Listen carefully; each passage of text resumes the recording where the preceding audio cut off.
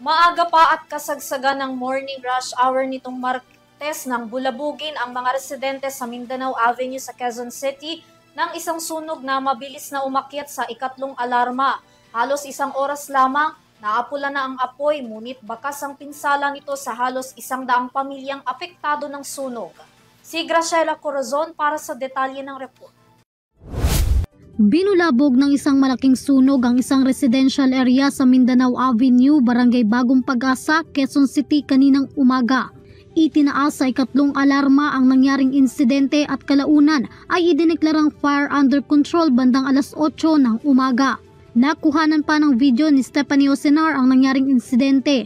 Makikita sa video na nagpanik at nagsigawan ng mga ito nang tila may sumabog sa pinangyayarihan ng sunog.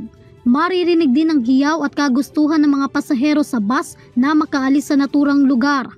Ayon sa Bureau of Fire Protection or BFP, karapihan sa mga nakatira rito ay informal settlers, kaya naman nahirapan ng mga ito pasukin at apulahin ang apoy dahil na rin sa masikip na lugar at kailangan pang bumaba sa mga kabahayan.